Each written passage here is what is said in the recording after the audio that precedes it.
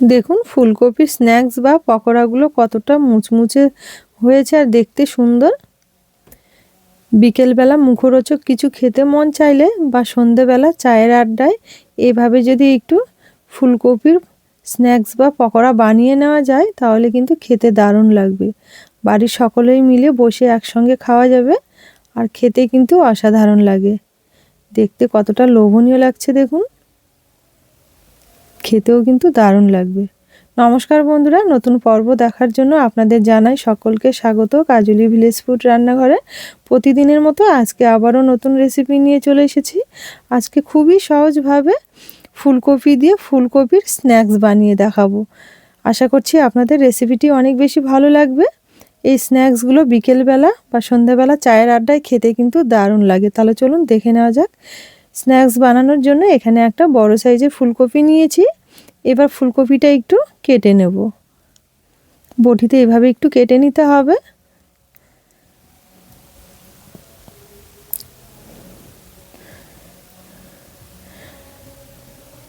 একটু ছোট ছোট করে কেটে নিতে হবে, তাহলে স্ন্যাক্সগুলো তৈরি করতেও সুবিধা হবে আর খেতেও ভালো লাগবে। যে দেখুন ঠিক এইভাবে কেটে নিয়েছি।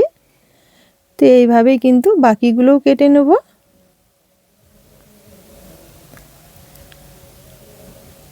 এখানে সবগুলো কেটে নিয়ে বড় বাটিতে একটা জল নিয়েছি।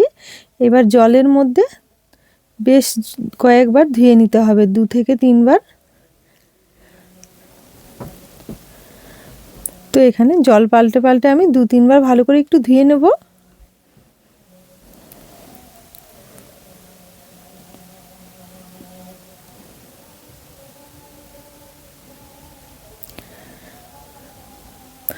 এবার কপিগুলো একটু হালকা সেদ্ধ করে নেব। তার জন্য উনুন জেলে একটা কড়াই বসিয়ে নিয়েছি। কড়াইয়ে নিয়ে নেব 2 গ্লাস মতো জল।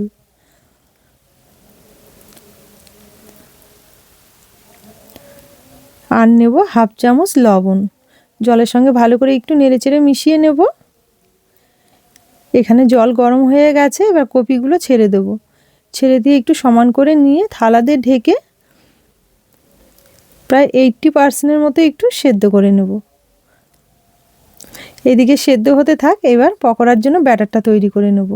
তাহলে চলুন। এখানে একটা বড় বাটি নিয়েছি। বাটিতে নিয়ে নেব এই ছোট বাটি মেপে 1.5 বাটি ময়দা।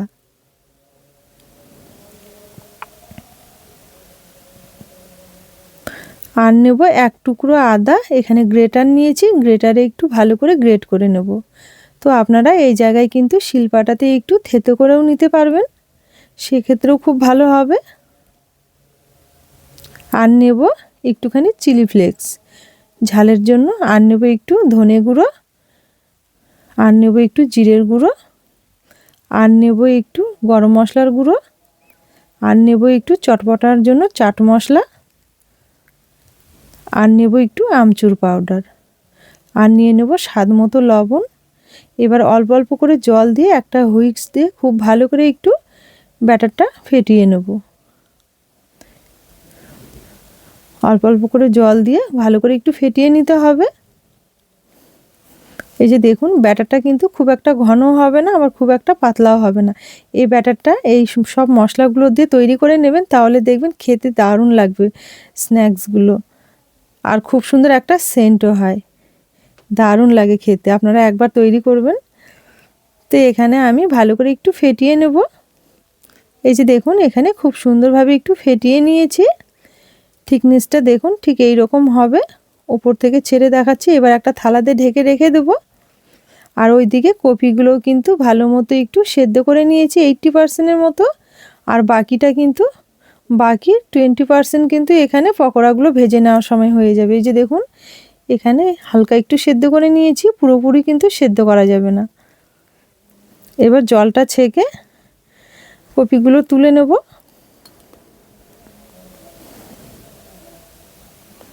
একটা ডালাতে এইভাবে ঢেলে নিতে হবে।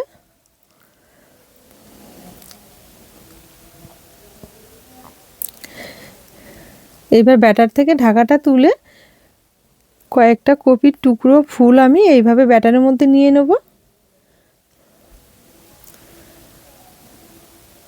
এবার একটা চামচ দিয়ে খুব ভালো করে ব্যাটারের সঙ্গে একটু কোট করে নেব।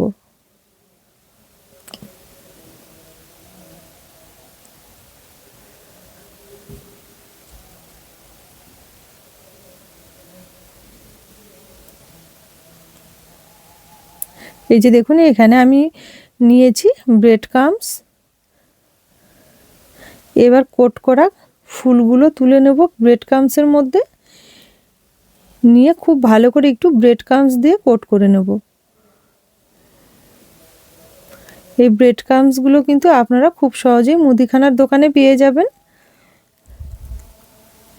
এই যে দেখুন এখানে একটা কোট করে নিয়েছি, আবার একটা একইভাবে কোট করে নেব।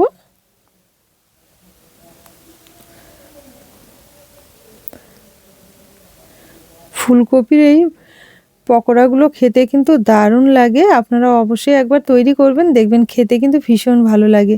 তো এখানে বাকিগুলো আমি খুব সুন্দরভাবে কোট করে নিয়েছি। এই যে দেখুন,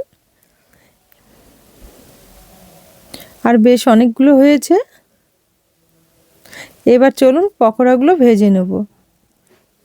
আবারও একটা কড়াই বসিয়ে দিয়েছি, কড়াই নিয়ে নেব কিছুটা তেল ভেজে নেওয়ার জন্য।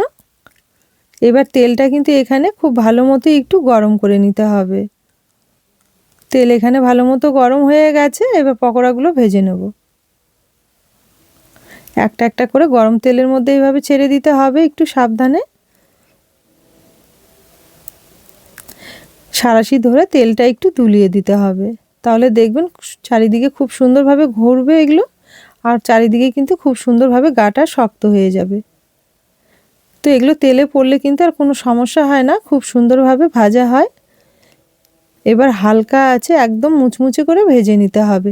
যখন দেখবেন স্ন্যাক্সগুলোর গাগুলো একটু কালারটা চেঞ্জ হয়ে যাবে, তখনই কিন্তু তেল ছেঁকে তুলে নিতে হবে। এইভাবে ভাজতে ভাজতে দেখবেন খুব সুন্দর একটা কালার চলে আসবে। এই যে দেখুন কত সুন্দর কালার চলে এসেছে, দারুণ লাগছে কিন্তু দেখতে। তো এগুলো হয়ে গেছে, এবার তেল ছেঁকে তুলে নিতে হবে। এই যে দেখুন কতটা লোভনীয় লাগছে, একটা থালার মধ্যে তুলে নেব।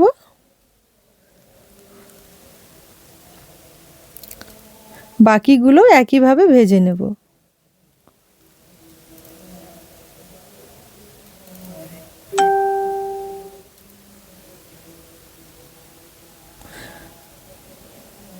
বাকিগুলো একইভাবে একদম মুচমুচে করে ভেজে নেব, আর এইভাবে তেলটা একটু দুলিয়ে দিতে হবে সমানে সমানে।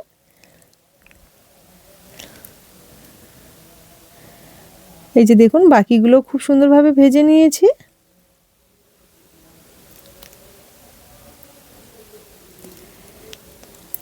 এই স্ন্যাক্সগুলো এইভাবে ভেজে নিলে খেতে কিন্তু দারুণ লাগে। তাহলে বন্ধুরা আজকের এই স্ন্যাক্স রেসিপি আপনাদের কেমন লেগেছে অবশ্যই কিন্তু একটা কমেন্টের মাধ্যমে জানাবেন। আর পুরো ভিডিও দেখে যদি রেসিপি ভালো লেগে থাকে তাহলে আমার চ্যানেলটি একবার সাবস্ক্রাইব করে আমার চ্যানেলটি ফলো করে পাশে থাকবেন। আজকের জন্য রেসিপি এখানে শেষ করলাম, ফিরে আসবো পরের দিন নতুন রেসিপি নিয়ে।